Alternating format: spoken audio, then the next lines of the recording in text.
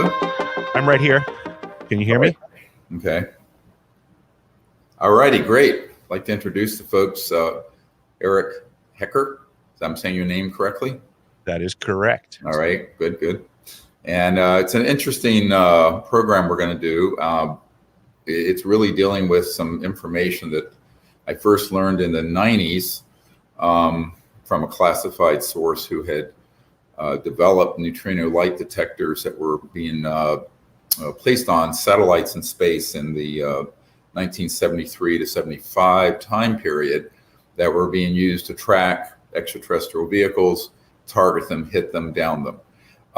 This particular man was an electromagnetics genius, had his own company near Tampa.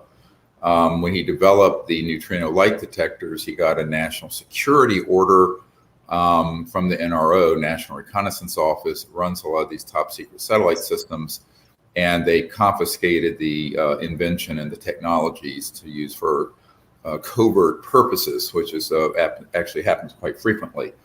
That story is been confirmed by a number of people since then, such as the man who recently came forward out of the Technology Management Office in the Pentagon regarding systems that were on satellites that could target and did target during the Iraq War a certain volume of space, and they could switch on the satellite and the aircraft in that zone. Once we cleared our own aircraft out, would fall out of the sky like rocks and crash. And in fact, that's how most of Saddam Hussein's Air Force was destroyed, according to this source inside the Pentagon, who had baseline clearance across about 18 of these top secret unacknowledged special access projects.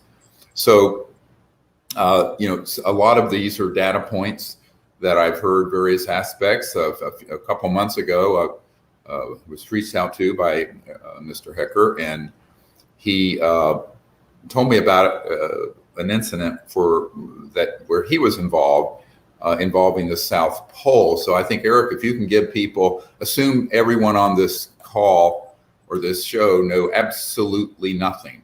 I don't jump over into a lot of technical gobbledygook speak, if you don't mind, because I don't think very few people are physicists or electromagnetic engineers here.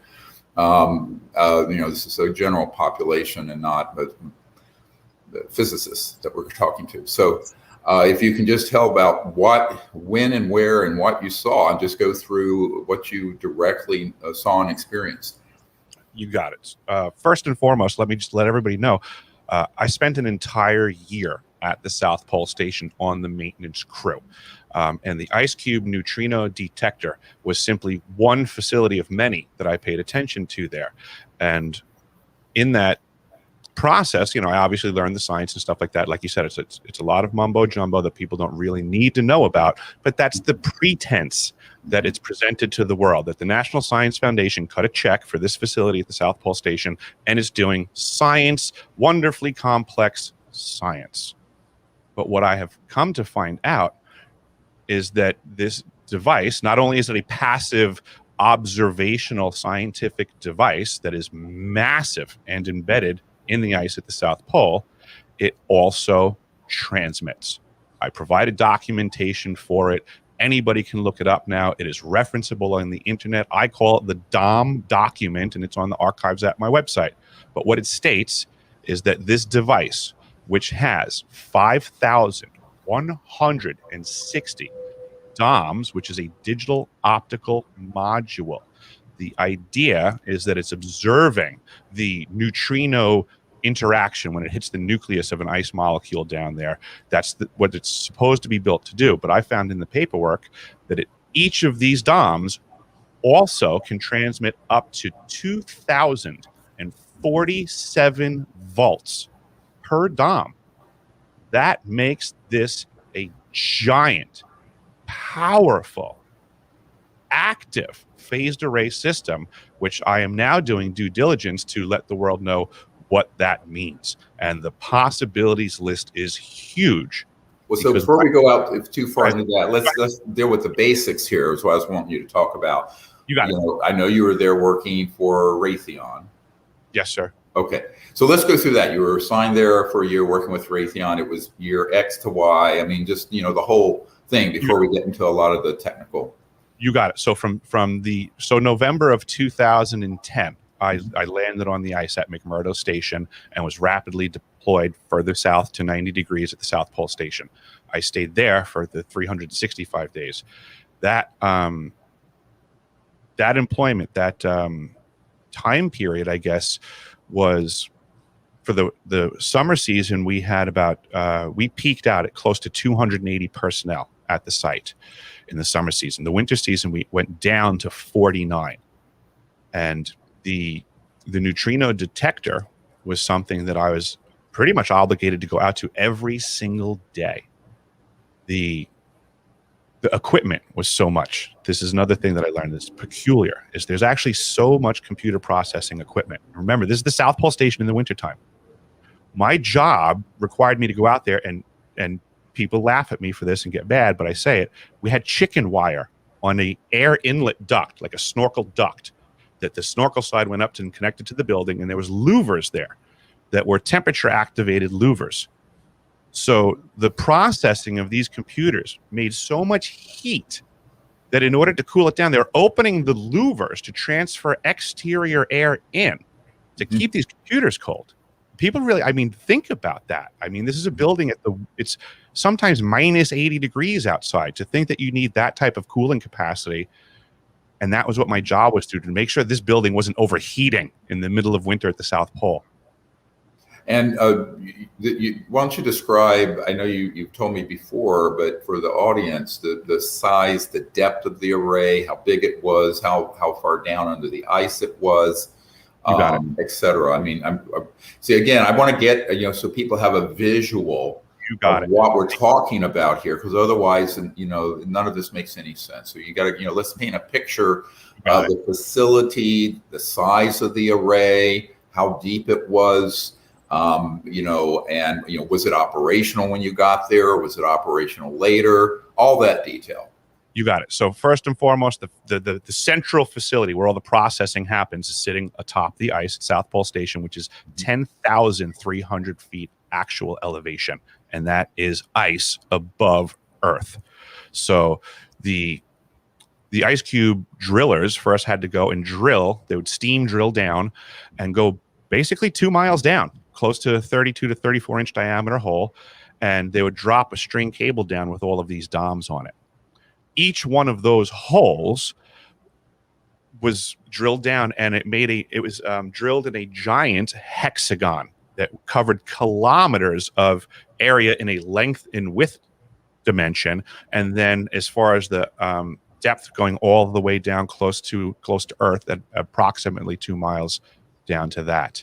And everything was cabled and went back to the central building where all the processing computer server towers were and all that stuff. And that was the facility that was being accessed every day and made to be chilled.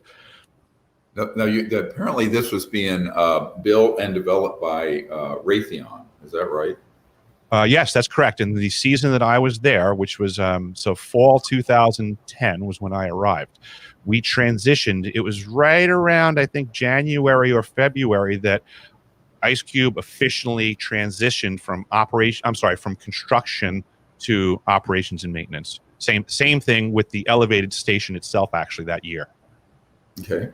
And the system, what were the people there told about why it was there and what it was doing, allegedly? The intended purpose for the IceCube neutrino detector was to detect neutrinos through the muon creation, which was when a neutrino coming from anywhere in any direction, it could be from the other side of the planet, from off planet, through the planet, it doesn't matter. But when any of those neutrinos smashes into the nucleus of the water molecule, which is in the extremely pure ice, there's nothing else in there. So that's kind of why they're doing it, because they know it's a concentration of something specific, which is just pure water. Great product. When it hits the nucleus, there's two things that occur: a blue flash of light, and the neutrino and the nucleus are destroyed, and a new product called a muon is created. The detector is searching for the blue flash of light.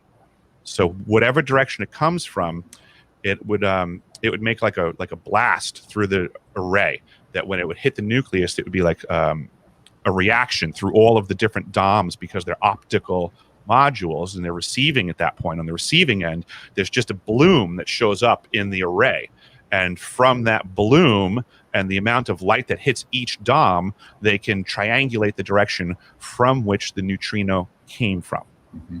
I was told that they would then take that information, transmit it to all the different telescopes in the world, and then that would allow them to then look, because they're so curious as to what neutrinos are and where they come from. Mm-hmm. And so that was what they were telling you, is that this was a observation technology related to astrophysics or astronomy somehow. Absolutely, that's correct. Yeah. And what did you discover it actually is used for? Quite much more. The ability to transmit is a big deal, and I know a lot of people may not necessarily understand what that means. So I want to paint a picture for them. It's one thing to say that, and the government does this all the time. They sidestep stuff. Mm-hmm. It would be like if somebody walked up to you and they had something you had never ever seen before in your life, and they're just simply calling it a bullet carrier. It's a bullet carrier. It carries bullets. But if they never told you it's a pistol or a handgun, they're being rather deceptive in what that thing does. Mm-hmm. And that's the way I now look at the IceCube neutrino detector, is that this is a savagely different device from what I was presented. And I'm trying to express to the world what that means, because it is absolutely a very big deal. So you're convinced it was also had not only data gathering, but also offensive weapon capability. I'm absolutely suggesting that is still on the list of things to check into. Mm-hmm. I'm a firm advocate of Occam's razor, that every possibility is left on the table, and I have to assess each one. And the split second I can negate something as a possibility, I will apply Occam's razor, cut it off, and remove it. But so far, everything that's left on the table is still possible. No, there's a lot.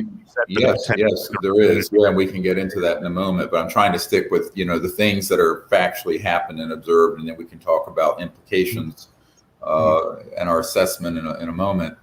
You told me a very interesting thing that happened the instant they switched this system on. The New Zealand event. I have a high suspicion that this is when it was going active and they were dialing things in, and that they caused the Christchurch accident. That was you're referring to the earthquake. Absolutely, yes. Mm-hmm. Yeah. Yep. I believe that they were dialing it in, and there was a high probability that was just a misfire. Mm-hmm.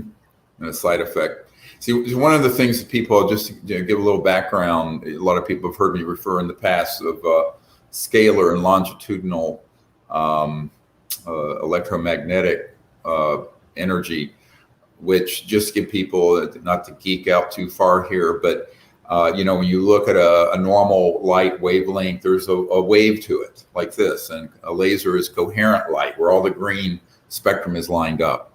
When you're doing something with the longitudinal scalar waves are actually a point that goes out longitudinally without the wave, and is much faster than the speed of light, literally, and the normal speed of light is still light, it's still electromagnetic field, but it also can be weaponized. So the early one of the euphemisms that are used, you were talking about the euphemism of this being some kind of like a bullet carrier, when really it's a gun. People don't realize that when J. Edgar Hoover was written to by the field agent there in Roswell, the memo we have that's now become the most viewed document on the FBI website officially states that there was a new, quote, radar array at Roswell. In fact, what that is often used at, people I have here, I'm in Washington right now, who have worked in these systems, radar is often a euphemism or a catch-all phrase for not only a passive detection of an aircraft or, bouncing waves off the metal skin of an aircraft, radar, but also an active warfare system, and they will piggyback them together. So this is a common motif. It's a pattern that I've seen over the last 30 years of working in this area. And I know that it's also true that the operational systems that were not only the neutrino light detectors on satellites in the, almost 50 years ago now, in the early mid 70s, those were, quote, slaved to active systems that were longitudinal scalar directional energy weapon type systems that would then lock on. Now, why is that important? When an interstellar vehicle is stepping down, let's call it, out of transdimensional space-time, resonating beyond the speed of light, matter, electrons as we think of it. That's that whole area of physics that's been kept secret. When they are going from that into this dimension full on, the very first thing that happens is a big burst of neutrino light. And that's why the National Reconnaissance Office that runs all the really super secret satellite systems up in space wanted this man's invention and system back in the early 70s. So we know that those systems have been used for detection connected to offensive weapon targeting purposes for that long. I think it's a stepping the game up quite a bit. If in fact there is a similar system ground-based at the South Pole. And one thing you mentioned, I want to emphasize, neutrinos go straight through the Earth, matter, anywhere unimpeded. So the fact that it's on the South Pole doesn't mean that it can only pick up neutrino bursts that are coming from the direction of the South Pole out into space. It can pick it up circumferentially everywhere. Yep. Yeah, a lot of people make that error. Mm-hmm. Yeah. I actually have an understanding. My ex-father-in-law passed away, but before he passed away, he had informed me that when he was in the Army way back when in World War II, he was in a very special detail that was working with the first microwave line of sight radar. Excuse me. Mm-hmm. Very special stuff. He was super top secret. They never left the country. Mm-hmm. And they were ordered to write letters as if they were in the European front. Mm-hmm. Right.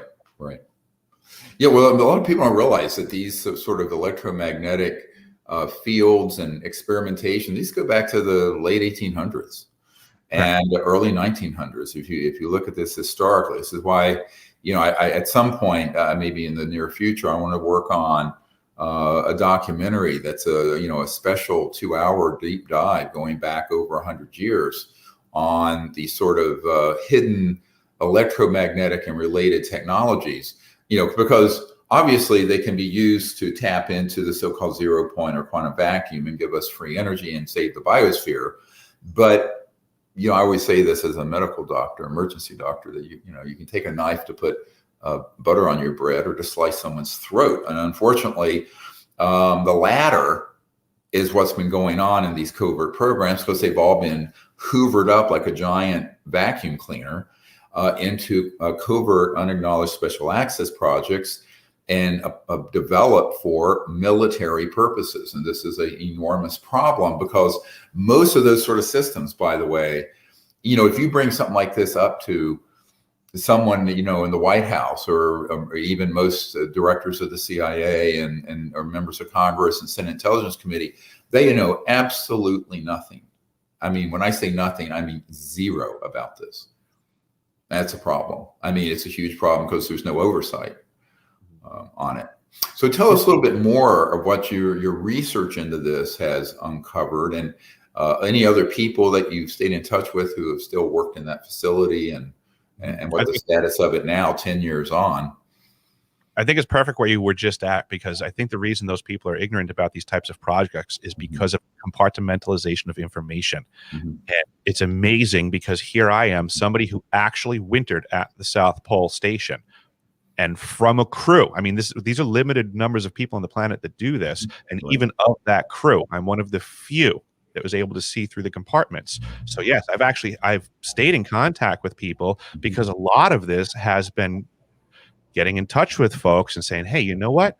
You remember that time that such and such happened? Yes. And we had to respond, and this was what we were told, and this was what was going on. What if we look at it this way? I need to talk to you. So a lot of that has happened. I've absolutely been in touch with a lot of the hands from my crew. One of the main reasons that I'm coming forward is because I've maintained that contact, and I do believe these people have been negatively impacted by what I believe are now called directed energy weapons. That, that people have suffered. There are physical things that happen to people that are near this equipment when they're figuring out how it works. Right. And then also, I believe that because we had a potential to go offensively, I believe there's a potential for us to have been attacked. Now, what kind of symptoms you're referring? I'm now to sort of biological and brainwave problems that people have had. I know we talked about this before when I first had a conversation with you. Can you go into that? What sort of sequela, we'd say in medicine, have people experienced? A lot of it has to do with the list of things that are coming out now on the Havana syndrome list. So I apologize for not having all the medical terminology correct. No, that's fine. Yeah. I'm just dealing with the folks and what they're telling me. Right. They're having memory issues. They're having a lot of trouble sleeping.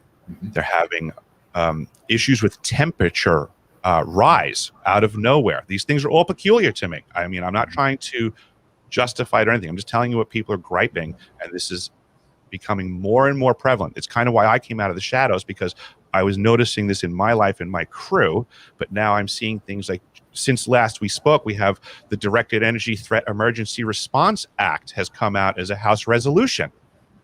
The Department of Defense has issued guidelines for their personnel how to report these symptoms internally so they can take care of it appropriately. Right. So this stuff's getting very real in just the last couple of weeks. Yeah, it's been a lot in the mainstream news. Those of you who haven't heard about this, our embassy in Havana had a lot of personnel that had some kind of directional energy weapon targeted them. There's been more recent ones in other countries at various facilities, and they have experienced this whole sort of constellation of symptoms, migraine, sleeplessness, emotional instability, big mood swings, and other physical problems, including what you're referring to, feeling like you're having a fever or what have you. Now, I remember this all goes back to this whole area of, let's call it, forbidden science that deals with a scalar, longitudinal, transdimensional physics is what it's been called, that deal with these kinds of electromagnetic fields. I liken it a little bit to people, working unwittingly near the Hanford reactor, and ended up getting radiation poisoning, or people who were near a downwind from the plumes of the atomic bombs being tested. There's a lot going on. And of course, the government never wants to admit that people are being injured by anything like this they're doing, because they don't even acknowledge the project exists. This is one of the big problems, is that if you're not going to even acknowledge the fact that these technologies are extant, that they're already all over the place, and because they're that classified, then obviously you're going to deny the symptomatology resulting from those technologies being deployed or used, even if the negative effects on people are secondary, not the intended one. Although I will say the so-called radionic, psychotronic type systems are not a mythology. Those exist and have been developed quite thoroughly over the last 70, 80 years or more, and are also weapon systems. There's a phrase in the military when they come with systems that maintain plausible deniability, and they say things like plausible deniability must be maintained. Yes, right. That means when there's collateral damage and fallout, plausible deniability will be maintained. They're not going to discuss what happened. There will be a cover story. You'll get some swamp gas spiel. Right. Yes, yes, Mhm. absolutely. Yeah. So what else have you discovered? I know you mentioned there was one supervisor who was there, a woman who became, even while you were there, became seemingly unhinged. You just read my mind. That was right where I was going. Our station manager made the news when we were there. This is all referenceable. She was having great issue, I would just say. We'll put it that way. I'm certainly not a doctor, but I'm a winter rover South Pole expert, and from my knowledge and experience of being a winter rover at the South Pole, she seemed to be in the throes of what is medically called winter rover syndrome. They've done studies. There's a certain mechanism of failure to the psyche that occurs typically when you go down the wrong path there, I guess to say. And she seemed to be in that situation. Mm-hmm. And at the time, she was under the impression, I believe, that she believed she had a stroke. But it turned out that it didn't seem she had a stroke. I believe that she believed it, but I think this was, again, an impact from something that occurred during our winter season there, that she and others, there was an event that negatively impacted everybody. We had a drill. There was a drill out by our radio systems, our radio array, and it was her idea to set up a drill. We had all kinds of response teams, fire teams, medical teams, and the idea was in the harsh climate to test all of our equipment and get out there. Long story short is either A, that equipment wasn't properly isolated by accident Mm-hmm. or on purpose, or some other thing was going on, and I still don't know. But that event messed up a lot of folks. Oh, okay. Mm-hmm. And the powers that be want to call it a whole bunch of other stuff, but that's just one singular event that I know that it wasn't as presented. People were negatively impacted. Nobody was really talking about it. There was a lot of compartmentalization, and I would say misinformation and disinformation being spread around, because to this day I still don't know exactly what happened there, and I'm still looking into it. Okay. And how many were there other people at the base when they switched the system on and this Christchurch, New Zealand devastating earthquake happened that sort of sensed like, oops, there's something related here? I would not have been in that info stream at that time. Okay. But since then you've learned of folks who... Yes, that absolutely, that was the thought going on.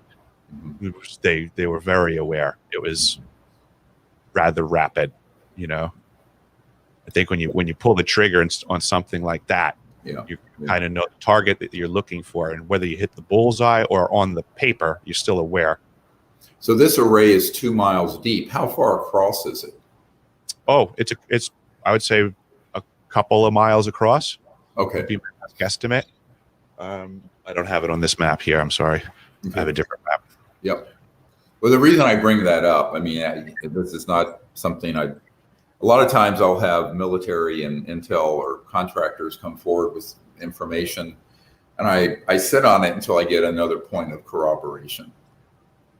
Because, you don't want something to just be purely apocryphal one-off, as we say in science, an N of one.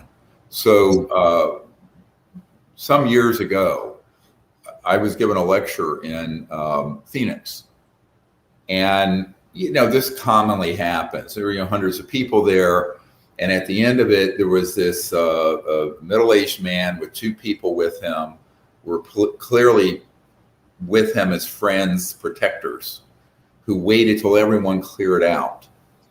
And he told me that he had been in Alaska and deployed on a ship that was under contract. It was a private corporation under contract with the National Security Agency. And this ship had a special scalar electromagnetic system on it. And they went down to the area off of Indonesia over that subduction zone. And when they turned that system on, it caused that massive earthquake. I think it killed 250,000 people. And he was so disturbed by this that he went off the grid, got an old car without GPS, drove from Alaska to Phoenix with these two security people to hand this information off to me. He was shaken. I mean, there's no question that he was telling me the truth of what he knew about this. Now, again, whether that was an intentional or an incidental event, the implication from him was that they were testing a weapon system that could destabilize unstable areas of the Earth's crust and put them past the tipping point for an earthquake. And when you told me this story about this system being switched on and the Christchurch earthquake, I put that in there with this information from this guy who was on the ship and witnessed this happen, who took a lot of time and trouble to try to hand this information off to us. I actually believe that a component like that, along with a component at the South Pole system, is how these larger systems actually work. That there's something else going on because the South Pole station is relatively stationary. I mean, granted, a phased ray system like that has some level of tunability as far as direction, but to have it be able to work in conjunction with something else like this floating system that you're talking about is par for the course. I mean, that's what I'm finding doing the research on the science, is that there's different ways. It's like having a recording studio. When you connect the wire to this piece this way and the other one this way, you get different functions. Well, and in reality, what I've learned, over the years, as people come forward, that they are based on satellites in space. They're mobile on aircraft and ships. They're on land, and they're under the water. There's a huge array under the water. What some people would call the Bermuda Triangle area. I have a military witness who was in a helicopter, military, flying over that area, and it was very clear, and he could see this massive array. It was a very restricted area under the water in the South Atlantic there, Northern Caribbean. Mm-hmm. Would this be like the SOSUS array? Is it something similar to that? He was not a technical guy. He just said there were these massive triangular, obviously electronic arrays that were underneath the water, visible when it was really clear water like that. And he didn't have any other information at all. It was an incidental observation when he was being flown over this restricted airspace. Yeah, it is my understanding that the United States Navy has a substantial amount of hydrophones that they call, they call it the SOSUS array, that most of the oceans of the world they're listening to passively. Yeah, this seemed more than that.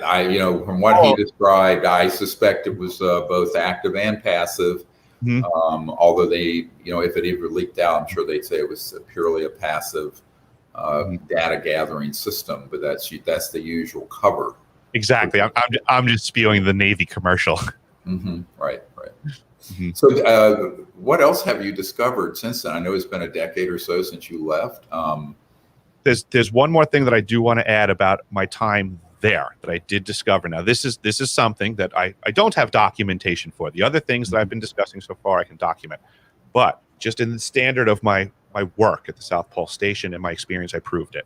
The ELF, the extra low frequency system, is also energized. I learned that firsthand when I was there. It's not something that I can document. I didn't know at the time how important it was. But just doing my regular workload, I came across some equipment I had to de-energize. So safety's sake, we have to go over, find the correct circuit breaker panel, lock out the breaker panel, put a lock on it, tag it, make everything official so everything's safe and nobody can hurt themselves. I'm going through the standard motions of doing this, but now in this sub panel that I'm at, I'm checking the circuits, and it's this is energized, de-energized, energized, and all of a sudden there's a switch that's out. It's on when it's supposed to be off. So now it gives me pause because something's not right. So I'm like, all right, I have to go check with the engineer, like what's going on? How come everything's not matching? At that point, I become informed that the ELF breaker that's on, that I was under the impression it's supposed to be off because it's off. That's what I was told. It's off. I was wrong. I was told it's on, and it stays on, and it's supposed to be on. So go back to what you're doing. And I went back to what I was doing now with full knowledge that the ELF system is not de-energized. And that's a big deal also. So why again, don't you tell people listening what ELF is, what it can be used for, what it does? I think a lot of people may not be familiar with the science of ELFs. ELF is again going back to like Nikola Tesla type stuff, and it's very complex. It's a huge antenna array again. Now we're talking again miles and miles of antenna embedded in the ice. One of the things that it could be used for, they said was used for way back when, was submarine communications globally, which is a really interesting thing. They're also stating to be using it for science, for the measuring of the magnetosphere, which is very interesting to certain aspects of science that I love, and what's been going on with the temperature of our planet, and many, many interesting things can be understood from observing the magnetosphere. But again, since they're not telling anybody it's on, I don't think it's being simply used for such common things. I think there's a more nefarious aspect to this component. That's where I'm at so far. So what do you think that could be used for that would be not just communication and passive? According to the work of Dr. James Giordano, who gives us the new topic of the battlefield of the mind, ELF and the South Pole Station's ice cube neutrino detector, these things are right on the list of directed energy weapons and V2K and all kinds of horrible things that I don't want to think about, but I have to impress upon people that there are folks that think of these things, that like to manufacture these devices under the pretense that, well, what if our enemies come up with it first? You said V2K. You want to tell people what V2K means? Yes, the V2K is voice to skull, and this is an actual technology that's been around for quite some time, and it was even put to use in the Desert Storm conflict to disarm our enemies. There is a way to put a voice to transmit into somebody else's head in their own voice a message. So this is an interesting thing, actually, because when you look on the list of the Havana syndrome stuff, which they're now actually calling AHI, anomalous health incidents, which is a wonderful, benign term. But the funny thing is they keep being very vague. They're saying that on the list of symptoms is people hearing strange sounds. That's V2K, folks. They're not going to be more specific than that right now. But what that means is they're hearing information coming into their own head in their own voice. I would suggest this is what our ancestors were impressing upon us, to know thyself. Way back when, there was a technique that they could do this by. Contemporarily, we're dealing with the technology that can pull it off. Well, it's interesting. It can also be in someone else's voice. A lot of people, if you look carefully at the what happened with Carol Rosin, who was Werner von Braun's spokesperson for the last 4 or 5 years of her life. When he got sick, he sent her out to give his speeches. And she had been a school teacher and then became an aerospace, one of the first women in aerospace industry, Fairchild Industries back in the 70s. And she stood up in front of this huge gathering to give his speech. And this V2K system switched on. But it was Werner von Braun speaking, and she just repeated what he was saying. And I mean, most people would sound like, wow, this sounds like schizophrenia, as a doctor and someone who in the emergency department have seen plenty of, really severely mentally ill people with delusional systems. But no, this is a very specific system, and it's not tinfoil hat stuff. This has been around for some time. And remember, that was in 74 or 5, I think. You can imagine what, 50 years or 70 years of classified, unacknowledged special access projects, trillions of dollars, of what the payoff has been in this whole basket of technologies, sort of secret, highly classified technologies, not just energy and propulsion like we talk about with UFOs, ET craft, and man-made anti-gravity vehicles, but also these other sort of systems. And back in 93, 4, 5, when I was first dealing with President Clinton and his CI director and trying to get this stuff, I said it's not just that there are these earth-saving and life-saving technologies that are being kept secret. It's that those same technologies repurposed for harmful reasons are in the hands of people who are unaccountable, who have no proper oversight, and who many of them that I've known over the years that are in these programs are, quite frankly, sociopaths, and for lack or high functioning psychopaths. But so I think that you get into it's a very dangerous, this kind of secrecy, when those people have those sort of technologies without any moral, ethical, or oversight of what they're doing, because they have free reign. Who's looking into this? The Senate Intelligence Committee, the president? Well, they wouldn't even be shown, as one person said, where the washroom is with the projects dealing with this. So that's one of the really big problems with this kind of extreme secrecy that Eisenhower recognized. Now, he knew that there were things going on. People think all this is all newfangled. I said, look, the heyday of massive breakthroughs in a lot of this sort of science and technology happened between the 20s and the 50s. By the 60s, many of these, we already had field propulsion, so-called anti-gravity. We had energy generation systems. We had the V2K capability. We had psychotronics, radionics, ELF, all kinds of things, and scalar and longitudinal systems that had been deployed early on when they downed the first, some of the early craft near Roswell, which was the only nuclear atomic bomb squadron in the world, which is why the ETs were there, very concerned about it, because they knew that we were doing things when we detonate an atomic bomb, or worse, a nuclear bomb.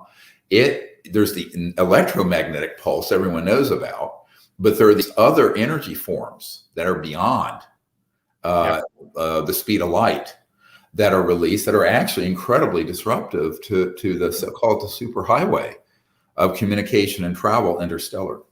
Mm-hmm.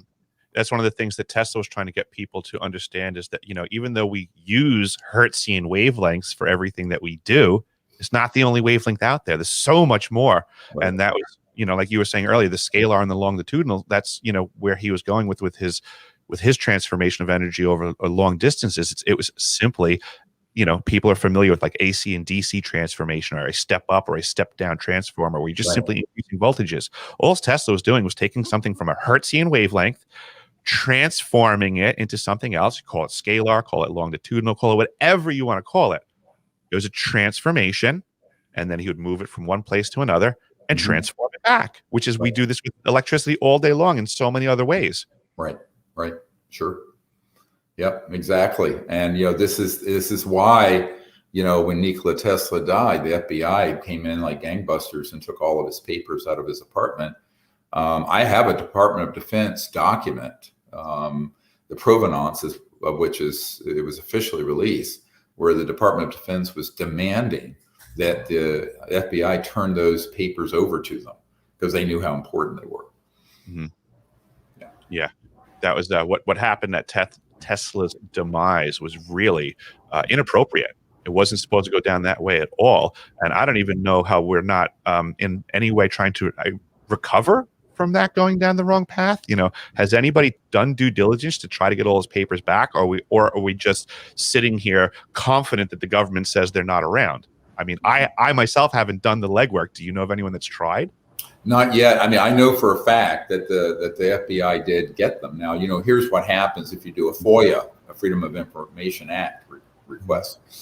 Because of the nature of these unacknowledged special access projects, these things get diverted into a USAP that no FOIA officer, in fact, the president and Senate Intelligence Committee chairman, don't have access to. So if you send in a FOIA request, people think that's some sort of a magic bullet that's going to open the vault for you. That's just delusional, frankly. It's absolutely delusional because they don't understand the level of compartmentalization that is beyond that. Even the Department of Justice, when they were investigating a major security breach, and it was being led out of the Technology Management Office, and there was a 3-star general that I know who was going to be prosecuted for violating security at a secure communication information facility near Fort Sill, Oklahoma. They could not pursue it because the unacknowledged special access project refused to turn over the specifics of what happened and where, because it was so highly classified that it was beyond what even the most top secret prosecutors in the Department of Justice would be given access to. So the only thing they could do is take a star off the lapel of this guy and put him out to pasture. So which is what they did. They retired him. But I mean, I know the details of that in excruciating information, but that gives you an idea. This is why when people go, well, we can do a FOIA request. And now sometimes, you know, I mean, even a broken clock is right twice a day. You know, somebody will release a tranche of material, of the documents, and there'll be some gems in it. But to my knowledge, nobody has gotten, you know, pried out of the vault, the black vault. You know, the Tesla papers that the FBI absconded with when he died. Yeah, yet we seem to be living in a world of where all of Tesla's wildest imaginations are just happening now in the black projects, instead of, you know, for the benefit of everyone like he intended.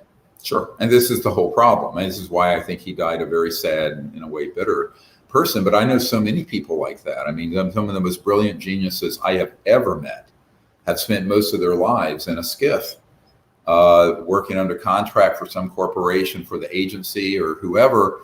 But, you know, this sort of science and technology, this is the real problem, because you look at this world around us and it's a faint shadow of what it could be and should be if these technologies were being used for peaceful energy generation. And by the way, these same technologies that can create Havana syndrome type bad effects can be used for healing and for good effects. I mean, speaking as a doctor, I've seen this in an underground facility I went to on the Mexican border near El Paso. And I think this is another big area of exploration. But see, the reason that's